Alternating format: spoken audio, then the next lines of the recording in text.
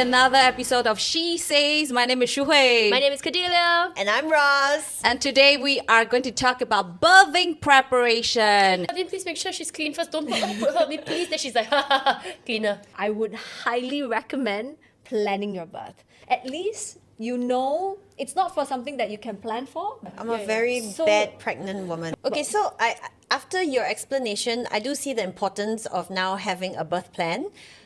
However, what are the situations you've been in when you've seen like moms have a birth plan and then it all goes out the window? Do they panic? Because for me, the reason why I have zero information is why I think I was so calm. Even baby monitor going ti, I'm like, if there's something, the doctor's gonna handle it.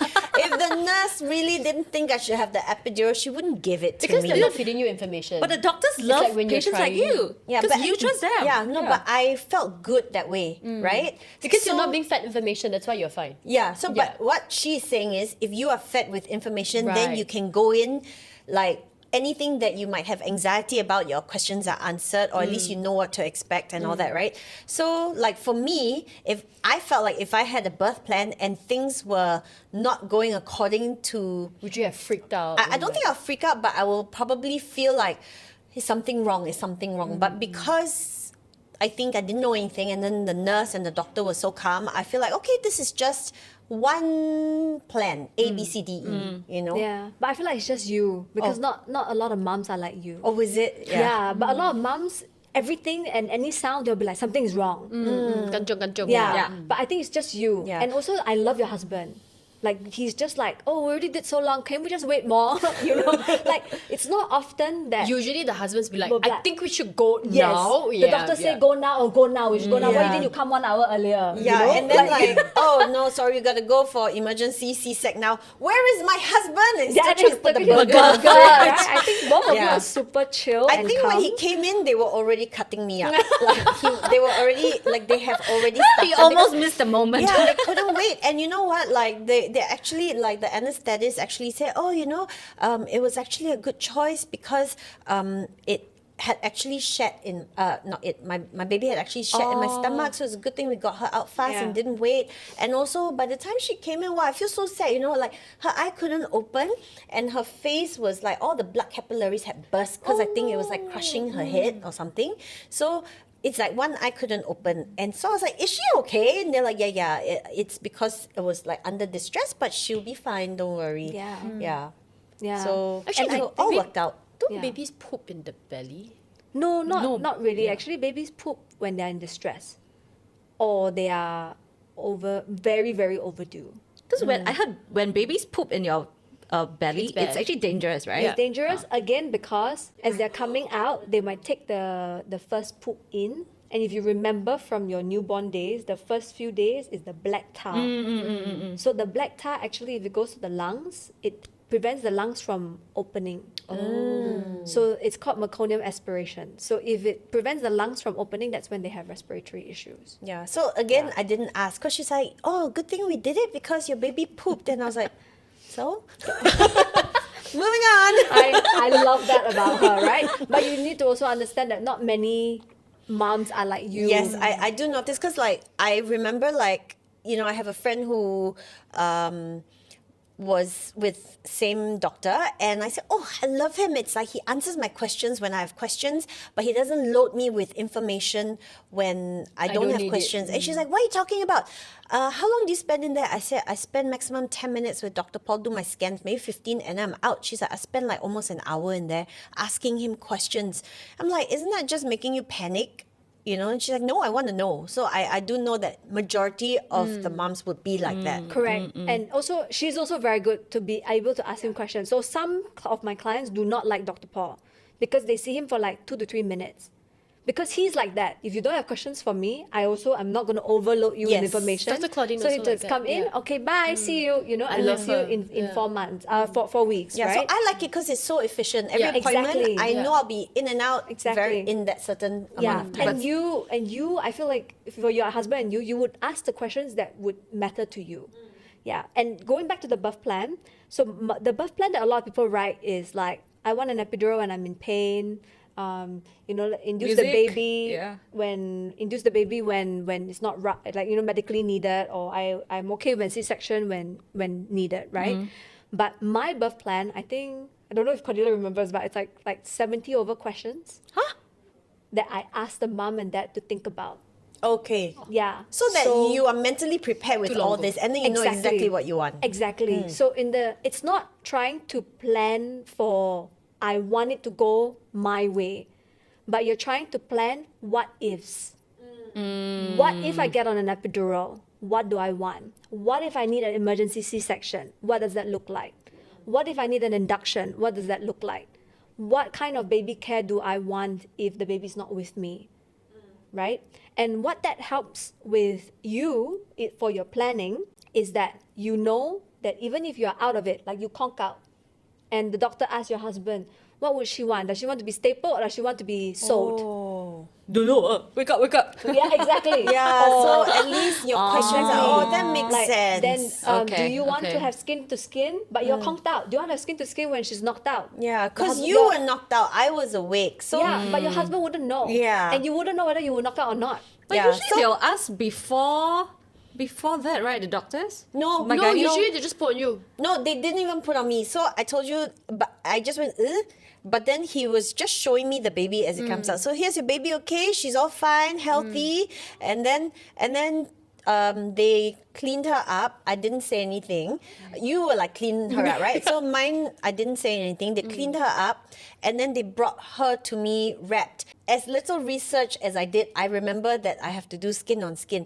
So I was like, what about the skin on skin? So she's like, you want to do skin on skin? So I said yes. Although I don't know what it's for, but I think they it said, depends on which hospital as well. Yeah. Which doctor, And which which doctor, hospital, yeah, which doctor. like, I feel yeah. like this was the nurse because And some of the nurses too. So that's why. Yeah. So that's where information helps you, because you know that I need to do skin to skin. So you're like, hey, can I do skin to skin? Then the nurse like, you want to do it? Okay, sure. You know, but that's where it doesn't help you if You there's don't no know. proactive Yeah. nurses or you don't know to ask for, right? Yeah. Yeah. So for me, that was like, I guess, important to me. When I heard skin on skin, I was like, what is that? So I asked a bit more, it's for bonding and all that, right? So moving forward, like whenever like they brought her to latch, I asked to take off her swaddle. So it's still skin on skin. Yes, very Yeah. good. Always, yeah. Yeah, very good. But very that's good. like pretty much the only thing I knew. How old is she now? She's now 3. 3? Yeah. Time for another one. Okay, so you mentioned about having a birth plan, knowing what you want. So what if you give your birth plan to your doctor, right? And he say, actually, I think this might not work. So, I mean, I still have to listen to my doctor and not push through, right? Well, it You depends. could be like her and change doctors. Provided the Leceh lah. doctor I mean, will I give you wouldn't lah. want to. I mean, if I'm comfortable and then he rejected my birth plan. Okay, so my question to you is, if you tell your husband you want to eat Japanese food, Yeah. then he bring you to a Western restaurant and eat steak, If I'm feeling like if- sushi and sashimi, if you I told him straight, I want sushi and sashimi tonight for date night. And you And then really, you really, really, you want really, it. really want. the thing is, I'm okay. Like if I don't mind steak, then I'll just eat steak lah. No, but you ask him like, tonight I really, really want sushi Yeah, and not sashimi. don't mind, you really want sushi. Yeah, and then he bring you, and he's like, it's a steak restaurant. Yeah, okay, then Same maybe style I'll as then what? maybe I'll change. Like, maybe I'll change doctor. To change husband. Right? So it's that sense, right? So if I like going back to the doctors and the nurses and the hospitals are working for you in a way, and to inject in there too also the confinement nannies. You're paying their salary. So there's a whole like range of doctors, right? So I was saying this the other day to another of my friend. If you want a C-sec, then you go to a doctor who is like 99% of the births, he does natural births. Oh yeah. So I would have clients who walked in so one of my friends, right, she walked into Dr. Paul's office, can you induce the baby at 39 weeks? And Dr. Paul was like, no, baby will come when baby is ready. Because he likes natural. He likes natural birth and he supports natural birth and his ethos believes in natural births, right? Like your body will know when it's Exactly. gonna come. The baby is the one who will tell the body when the baby is ready for the world, right? But if you want a natural birth and you go to this doctor who's like, I don't know, I chose him because my friend said his stitching is very good.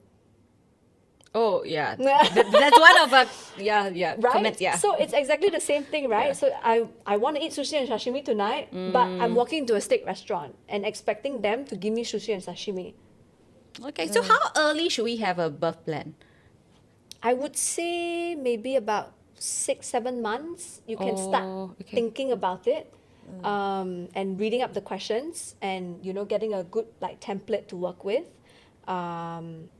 and that would also kind of help you to think about, oh, actually I don't know a lot of things. Yeah.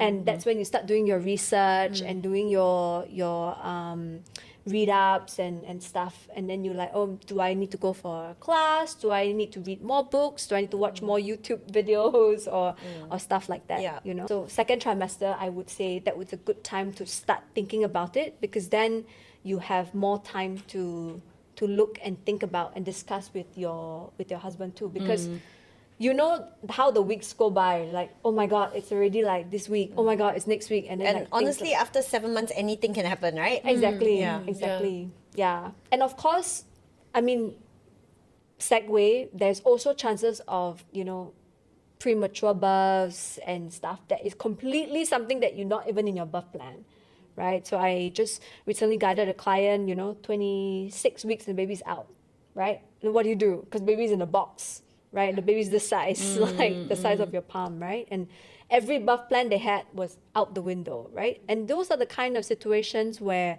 it would be helpful to have somebody who is not a medical professional to speak to. Yeah, because then they guide you to a lot of different things, right? Or, I mean, this might be another topic, but stillbirths, right? So I've supported a few stillbirths, and how that looked like for mums and stuff, and the grief and loss, and also have to deal with their boob still making milk, but there's no baby. Shu Hui mentioned like she didn't know that she had trauma, right? Like post-birth trauma and all that. Now she's Apparently, like, oh. I do. So how do you actually unpack this for your clients in that way? Like, because now you have to change their mindset and their perception of how the birth should be or should not be. Actually, most of my clients, they do know they have birth trauma, especially when they get pregnant. So yeah, how do they know? Because things didn't go as planned. Or But that's life, right? I mean, yeah, but it does happen, and it feeds certain things, right? Maybe So hers was not trauma, but like it was just disappointment. It's just something that happened. It was deal not with trauma, it. right? Yeah. It was more It's just like, like- but it affected how you chose The second to birth birth. your second one. Okay, so how should mothers like me unpack their feelings? I mean, how should they? Should Or they what be would you more do for aware? them? Yeah. I would always say, write down, like, before when you find out you're first pregnant with your second or third, right? Think about your first few births. What would you have hoped to be done differently? What would you have preferred? Change gynae, Yeah, which some what- people do. Oh, change I hospitals. did though. Yeah. Yeah. What would you what could have made it a better birth for you?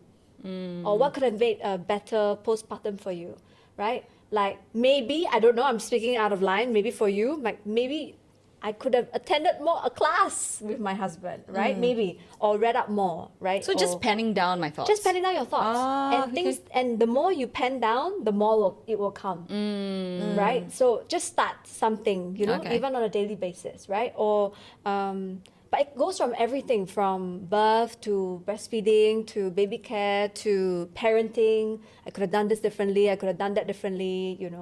And it affects everything. And instead of letting it sit in the subconscious or sit like somewhere within you to like make it bigger and bigger than it really is, putting it into paper, actually you can see it and you can fix it in a way. So this is why mummies, we like to share all our stories, right? So it's a way of unpacking, right? I mean, sharing. Yeah. Oh, yeah. We like to Loading talk. it off. Yeah. Renting it out. So Yeah. that's actually good. All the mummy group chats. Yeah, but mommy group chats are good, but I also feel like some of the chats sometimes do more harm than good. Yeah. Some are quite toxic. Yeah, depends on the mummies inside. But I must say, Exactly. yeah. And also it fuels each You other. always have one or two of those toxic moms. Yeah, lah. but most are actually very nice, God lah, very God lah. wholesome. Yes, God yes, lah. yes, yes. But also it actually see how you fuel each other, And I always say, if you surround yourself with positivity, then you will get positivity, right? But and I love okay, I don't know why I keep bringing about Ross, but I love because she always asks why. Do I? Yeah, like you know, like the way you talk about your birth, like, oh, why this or why that, or does why it can't matter, I? or Yeah. why can't I, you know, and stuff. And I love that because that is something that I wish more mothers or more clients or everyone ask more about. You know, like if the doctor say, oh, you need to do this, but why? You know, or why can't I do this? Or if a nurse come in and say, hey, you need to do this, but why? You know, and it's not trying to be difficult, which a lot of people I feel, especially in Asia or in Singapore, we feel like I don't want to be the paiseh difficult lah. client, or I'm very Yeah, paiseh, or yeah. like I don't want to like say things to make their life difficult, or what if I say something and then they sabo me in a different way, you know? Because I'm Yeah. at the mercy of their hands, right? And the other thing that I want you guys to think about is also you are the boss. Because you are paying their salary. And I think what you said is not just about that, but I think what you said about if you don't have a good birth, it can ripple into the child's like Energy. relationship with the mother. That one for me struck a chord. Like so I'm so happy that I came out going, yeah, like even though a lot of people say, why you had an emergency C-section? I say, yeah, but it was like so smooth. Like it Yeah. was, you know? Yeah, but so what? You know, but a lot of people made it. So that's where I feel like some of the mummy chats get very intense in that way because people are fueling you with all like, oh my god, but it's an emergency C-section, but it's so scary, but it's this, but it's that, but you know, she's very strong. She's just like, yeah, but so what? Yeah, so what? Yeah. I had two. I know. Yeah. Everyone's like, me too, you know. So Yeah. I want to ask, because you were saying like part of your reason for choosing a C-sec the second time round because you weren't sure if the VBAC could be successful. Yeah. What is a VBAC? It's vaginal birth after cesarean. And people don't recommend this? Some doctors Because you don't, cannot some be doctors induced do. for VBAC. It Yes. has to happen Oh, naturally. you can't induce. You can't Why induce. not? induce. Because 'Cause it rupture, might cause right? the uterine rupture. So that's why I am actually between C-section and induction. If the mom is like, okay, I want to be like control and everything, I would actually recommend going for a C-sec. Because Explain that one more time. I cannot catch Yeah, it. I don't catch it. if you want to be fully in control of the situation, if a mom wants to be fully in control of the situation, I would actually suggest they go for a C-sec instead of an induction. Okay. Because You can induct, but then it might still be a C-sec. most inductions end up in emergency C-sections. Okay. Yeah, like me. Okay. Yeah. Okay. Because baby's not ready. You got lucky. Yeah. Oh, yours but was induced and Second then one, natural. yes. Because apparently Yeah. what? Your body is not ready and then body's they're not ready, injecting things. baby's not ready. Ah. And all the moms who goes on induction, they go on epidural. Yeah. And you're on epidural, you don't feel anything, you're Correct. on your phone, you're resting, but your baby, the whole world is contracting. That's why a lot of times you hear babies in distress. Thank you, Kyra. I love you. Thank you for coming out fine. So VBACs are like more high risk?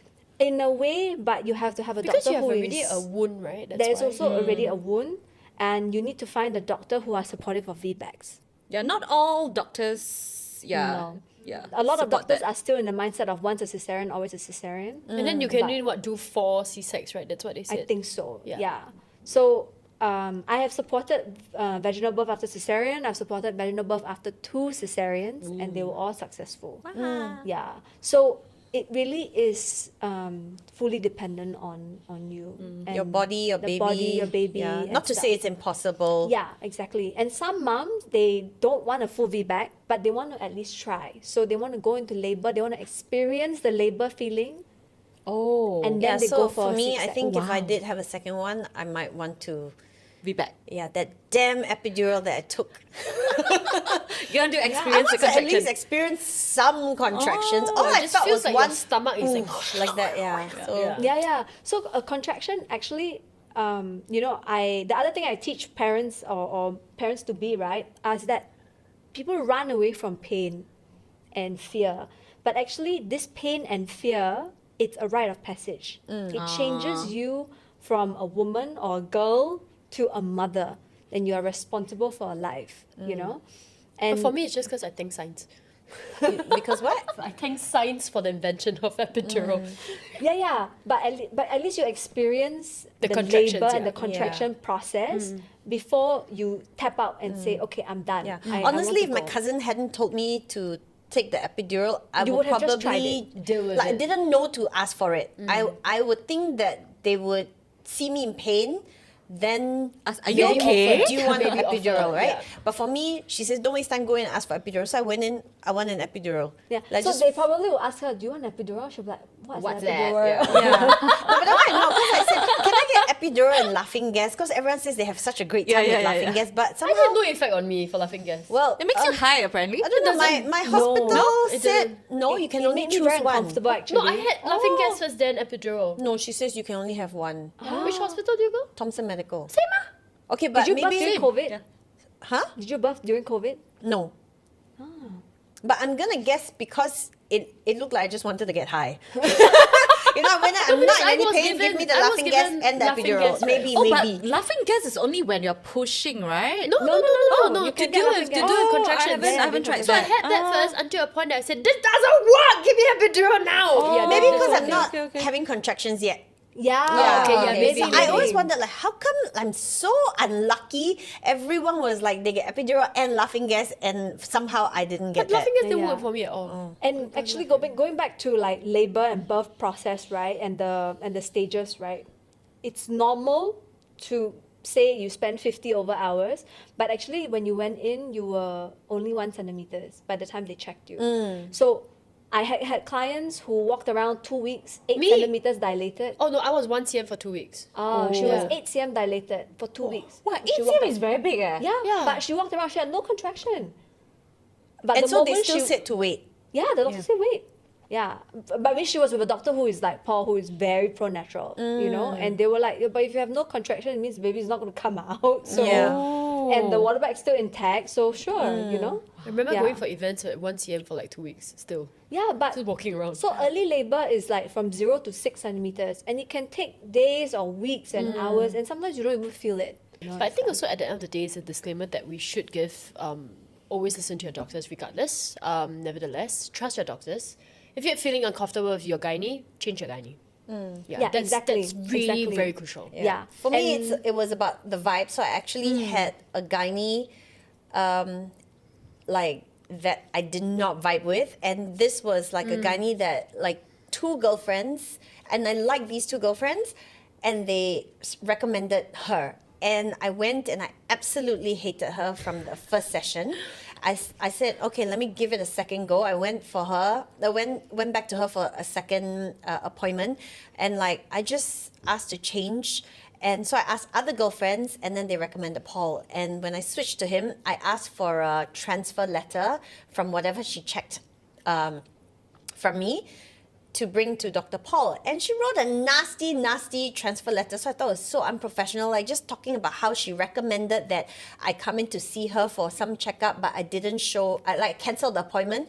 But lady, I canceled because it's the height of COVID, you know, so I didn't dare to go to the hospital.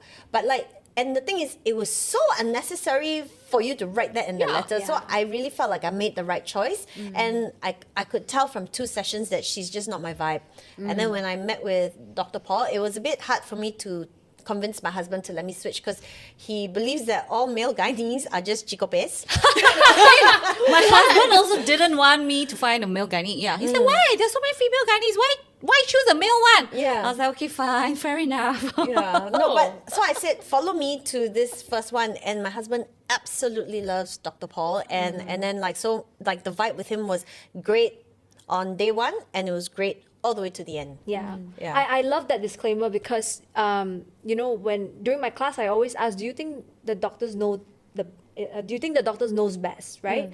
And they do. They know best in a medical situation. Factually, Factually, scientifically. science, medically. SOP, yeah. If you need an intervention, they are the best people to go for, right? If you need something like, oh, baby's not doing well, mom's not doing well, they are the best, right? So how do we tell people like how to choose a good fit of a gynae for you? Vibes. So like what I said lah. Really vibes. You just have to go. I would choose for all doctors, pediatrician, GP, orthopedics, surgeons, OB, any doctors. I'll just put it out there. There will be two types of doctors usually you can classify them, right? So the active management doctors and the expectant management doctors. So active management doctors is do first just in case. So I see something might be wrong, but let's just do first in case something goes even more wrong. And expectant management doctors are, we see how, if a problem arises, Then we'll we fix deal with it. Tackle it. I like expectant. Exactly. So I would always highly suggest choosing an expectant management doctor. Whether for your baby, for yourself, for your mom, for your grandma, anyone. So for my first gynae, so with these two type of doctors that you've mentioned, I don't know what type she was, but I went in. First of all, she said, "Why is your husband? Why isn't your husband here?" I'm like, "Cause I didn't ask him, and I'm just." But that's doing a really checkup." vibe though. That's really terrible vibes. And then she showed me like the consult was 1.5 hours. So long? Yeah, Wow. it was really long, and I waited 1 hour to go see her. So for me, it's really like a waste of time, you know. It was like 1 hour after my appointment time before I walked in, and there's like only 2 people in there, right? So it's like one person after me, 1 person before me or something. And then she showed me a whole list of like, she asked me about family history, and then she started telling me that I could probably get like heart attacks and this and that. So I need to start changing my whole diet and all that. So I was stressed. This is me going in saying I want to make a baby. So when I left, I'm already stressed. Wow. Before I started Wow. making a baby. Exactly. Yeah. So what kind that's- of doctor is that? That's more the active management. Oh, and so I'm you're gonna glad get you this, changed. you're gonna get that. Yeah. I'm glad you changed, because she would probably have been like, you need to induce, baby Yeah, is this, she's baby is that. pro C-sec, and my friend was like I think it's easy for them, for some Yeah. of them. So they that's why they do yeah, that. my friend was pregnant, everything's healthy, but she says you're too heavy, lose weight. Oh. Yeah. Oh my God. Wow. Too heavy as an expectant mother. Okay. And then I think she does C-sec because she can time it. Yeah, I don't to know. her schedule. A lot of doctors, a lot of surgeons would prefer C-section. So even Dr. Paul, when I asked him, and he said, "I'm a trained surgeon. If you ask me, I want to put you on the operating theatre because it's my show. I have full control.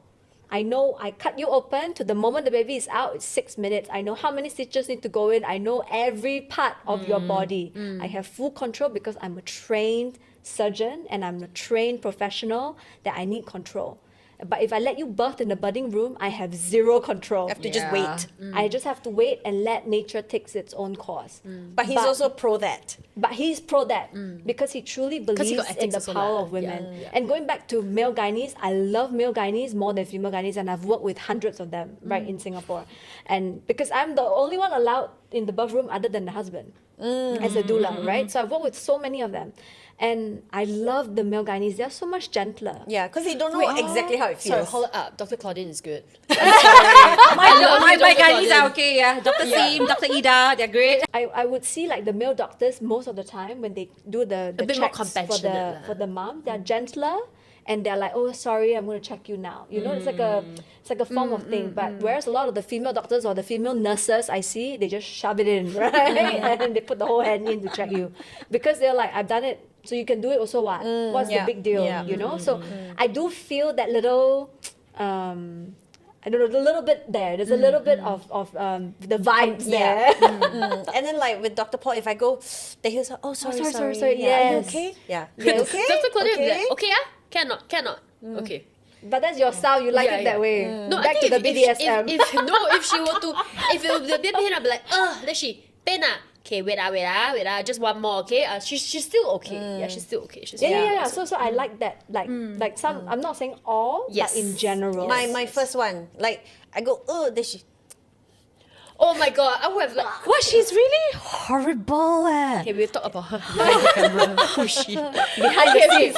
So we'll wrap things up with No, this wait, I episode. want to ask one more question. okay. You are a doula, and so it's kind of like doctors. How would you recommend pregnant moms to choose their doulas? Choose their doulas. Wow. Because Right. I was telling everyone, like, you will never know if your doctor, your gynae is a good or bad one, because usually people only have one or two. You know, it's not like your whole life where you eat so many different kinds of foods and you know exactly what's your favorite food. So I think same as doulas, right? Yes. Like you won't know until you experience it, experience your time with them. So before that experience, how do you recommend people to choose their doulas? So doulas are, well, we are not there just for that last 10 to 15 minutes to birth the baby. We're there like prenatally, and the moment your labor begins, You're really almost building like a in active relationship. labor, you really are. I'm with my clients sometimes, if I'm lucky, 4 hours. You know, I've also supported birth 56 hours. I didn't go home. I'm just with the mom and the dad. You know, so it really depends. And your doula is somebody that you really want there with you from the start to the end. And women used to give birth surrounded by women, you know, and now we're surrounded by hospital equipment and just your husband, right? So having a doula there is more having someone that you vibes is certified very friend. important. Yeah. A certified friend. A certified friend. Yeah, yes. certified friend. Okay, so in that sense, like when people come to you to say, please be my doula, what do you see that they're looking for when they say, okay, I'm going to go with you? And what do you see from people who say, let me think about it? Have you rejected someone before? I haven't rejected someone before, but I've always asked them if they, am I the first doula they're interviewing? Because I don't want to be the first doula they're interviewing. Oh. And I don't want to be the only doula they're interviewing. Okay, see, that's a tip. Yes. Speak to a few doulas, right? Speak to a few doulas and find the one that you really gel with. Yeah. But do you think it's more of an Asian thing that we don't really use doulas? Are your clientels mostly non-Asian? No, actually, I have had a range. It's super cool. I have had this one couple, just young Chinese couple. They live in a one-room flat in Toa Payoh, and they save money to hire me. Oh. Yeah, because the mom saw on YouTube what a doula is, and she went to research, and she said, I want a doula. Yeah, very cute. She was very young. She was like 23 years old, like very young mom. Yeah. But she was like fixated. She was like, I saw, in America and Europe, they have doulas. Why do we, I want somebody like that with me, And I had, actually quite a bit of local clients that wanted doulas, So it's picking up. Like, it's not like I feel like a lot of them, need doula for what? Kind of thing. Got doctor mah? Yeah. Actually, some of the husbands are like, why do I need another person there? I can be the support person. But it's very funny when the husbands say that, the second time they pee on a stick is the husband that called me. They let you free instead we just pee on a stick, it's positive. Yeah, it's the husbands that call me because I say that I'm there actually to help the husbands, to help the moms. Because the moms, the dads actually see the wife in pain, somebody they are in love in pain. They actually want to take the pain away and they want to help because they are doers, right? So a doula actually is there to be like, oh, it's okay, or do this, or do that, and to guide them in a certain way. I support another birth where all I did was just sit in a corner and just watch the birth. And I'm just like a placeholder. In case they and- need you. Exactly, She so they felt hired good me that for you that. were there. Yeah, and I always try to remove myself from the birth because I always want that family Connection moment dynamic. to be about them. Because I said, I don't want the baby to come out and look at me, Layla, we did it. No, I want you to look at your husband and be like, Layla, we did it, So I always try to remove myself. And all the work that I do with the couple is prenatal. So during the birth, I don't really step in unless it's a long birth. Right. Then the husband and I tag team. Okay, you go and rest. I've got her. And then when he comes back from his nap, he'll be like, okay, Leila, you go and rest. I've got her. So there's a tag team. So she's never alone in that sense. She's Certified always with friend. somebody that that she knows, right? Okay. And back to choosing doula. So don't just speak to one doula. Second, check the vibes. And third, I will also openly say, I will tell my clients, I also have to feel good with you. Because I'm on call for 5 weeks. And I don't know when I get called whether I'm with you for 4 hours or 56 hours, And my phone usually rings between 2 and 4 a.m. So I also don't want to wake up in the middle of the night for you if I don't truly gel with you also. And if you don't like me, just tell me, right? Or if you don't gel with me, just tell me. But so far, all okay. Oh, so far still okay. I'm still in touch with most of my doula clients, and some of them have left Singapore and they've become like, you know, when I travel to France, I got a Can place go to meet up with stay. them. I go to Portugal, I got a place to stay. You know, like I've become friends with a lot of my expat clients also, but also the local clients. My local clients, like literally another of my Malay client was like, hey, when you want to come for nasi ambeng, you know, like she wants to cook for me. Her kid's already in primary school, right? So it's a you're there for a very, very big milestone, like of understand. their life. And Wow. not all, but most of my clients like are still friends, or Right. they will ask me like which preschool, which primary school, Oh, that's or nice, like yeah. stuff, which is really cute. Like become family friends, and they've Yeah. come over for play dates. My doula client from 9 years ago, I was in Sunshine Coast in Australia. I just stayed like a week with them, just 2 weeks ago. Yeah, so it's really nice. It's really nice. Yeah. Okay, so we're gonna wrap things up already for our episode of She Says podcast as well. We would like to thank Leila for joining us here today. A lot of amazing insights as well, even after having gone through births. Yep. This was still very insightful. We Yeah. hope it was just as insightful for us as it was for you. So thank you, everybody. Bye. Bye.